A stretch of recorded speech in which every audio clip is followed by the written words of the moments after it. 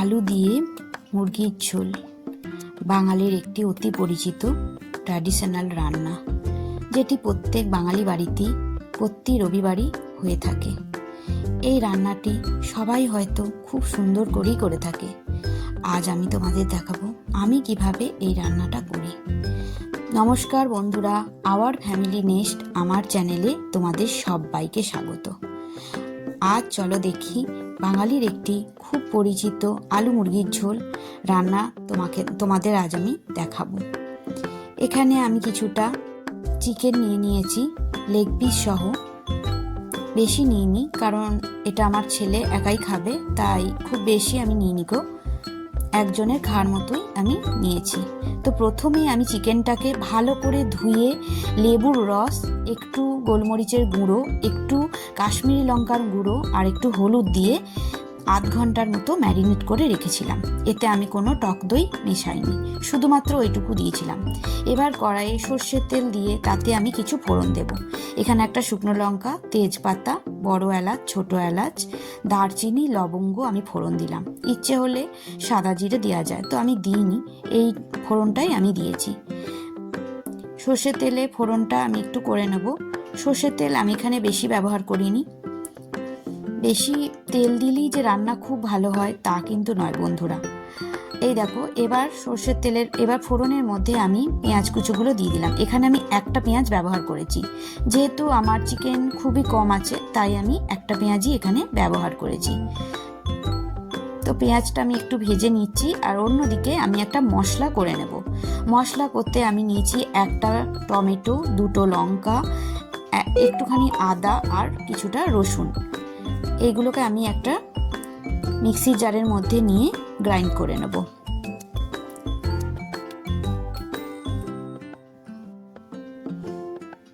Grind করা হয়ে গেছে। এই মশলাটা আমি চিকেনেতে ব্যবহার করব। খুব মিহি পেস্ট আমি করে নিয়েছি। তো এবার পেঁয়াজগুলো একটু লালচে লালচে করে ভেজে এর মধ্যে আমি মশলাটা দিয়ে দিচ্ছি। খুব বেশি তেল দিলে, খুব যে বেশি মশলা দিলেই যে রান্না খুব ভালো হয় এটা কিন্তু একদম নয়। রান্না হয় হাতের গুণে আর যত্নের ওপর।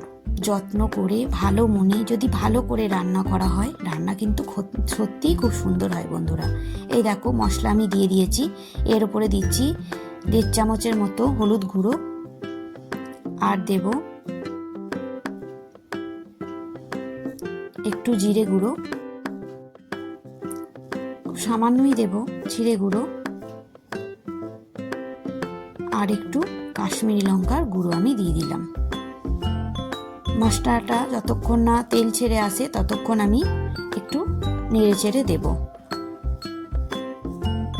এটা আমার একান্তই ব্যক্তিগত অভিমত যে রান্না কিন্তু খুব যত্ন নিয়ে করলে, ভালোবেসে করলে রান্নার টেস্ট কিন্তু সত্যি সুন্দর হয়। আরও একটা কথা, যে মানুষটি পরিবেশন করছে, যে মানুষটি খেতে দিচ্ছে, তার মধ্যেও যেন যত্নের বা ভালোবাসার ছোঁয়া অবশ্যই থাকে। তাই আমরা অনেক সময় দেখি কোনো ভালো রেস্টুরেন্টে গিয়ে টিপস দিই। টিপসটা কিন্তু এইখান থেকে এসেছে, যে মানুষটি আমাদেরকে পরিবেশন করছে সে আমাদেরকে কত যত্ন করে দিচ্ছে, তাই হয়তো ভালোবেসে আমরা তাকে কিছু টিপস দিচ্ছি। এখানে দেখো, আমি 1 চামচের মতো টক দই দিয়ে দিলাম। দিয়ে আর একটুখানি কষিয়ে নেব মশলাটা, যতক্ষণ না তেল ছেড়ে আসে। খুব যে বেশি মশলা ব্যবহার করেছি তা নয়, খুব সামান্য মশলাই আমি দিয়েছি।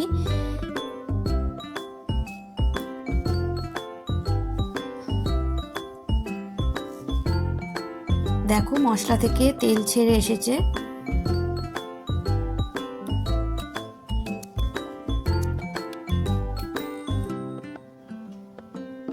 তো এবার আমি চিকেনগুলো আস্তে আস্তে দিয়ে দেব।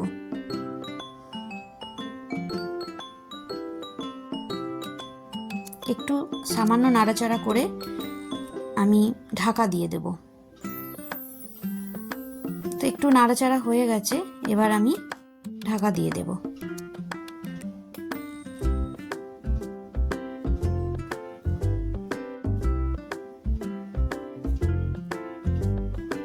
এবার মিনিট 5 আমি ঢাকা দিয়ে এইভাবে রাখবো। মিনিট 5 পরে আমি ফিরে এলাম। আরও একবার একটু নেড়ে চেড়ে দেবো, কারণ তলাটা ধরে যেতে পারে। চিকেন যদি এইভাবে চাপা দিয়ে দিয়ে কষানো হয় তাহলে কিন্তু টেস্ট খুব ভালো হয়।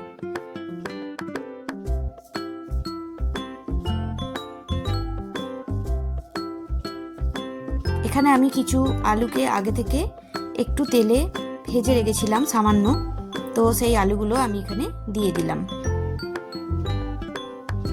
আরও একবার আমি ঢাকা দিয়ে দেব।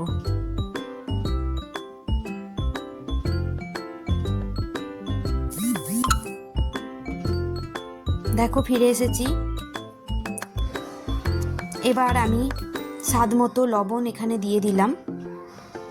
কষাতে কষাতেই আমি লবণটা দিচ্ছি, তো লবণ আমি দিয়ে দিলাম। আরও একবার নাড়াচাড়া করতে থাকবো। তো বন্ধুরা, তোমাদের যদি আমার এই ভিডিওটা ভালো লেগে থাকে অবশ্যই বন্ধুদের সঙ্গে শেয়ার করো, একটা লাইক দিও আর কমেন্ট করে জানিও কেমন লাগলো। আর নতুন বন্ধু হলে আমার এই ভিডিওটা, আমার এই চ্যানেলটা সাবস্ক্রাইব করে দিও, পাশে থাকা বেল আইডিটা প্রেস করে দিও। তো দেখো চিকেন একদম রেডি হয়ে গেছে কষানো। তো এবার আমি এতে একটু জল দিয়ে দিচ্ছি সেদ্ধ করার জন্যে। পরিমাণ মতো জল আমি দিয়ে দেবো। এবার ভালো করে নেড়ে চেড়ে মিনিট 10 জন্য ঢাকা দিয়ে সেদ্ধ হতে দেব।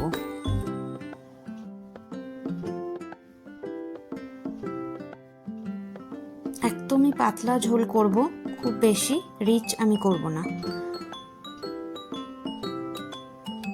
মিনিট 10 পরে আমি ফিরে এলাম। একদম রেডি হয়ে গেছে, আলুগুলো একদম সেদ্ধ হয়ে গেছে। অন্যদিকে চিকেনও আমার কিন্তু সেদ্ধ হয়ে গেছে।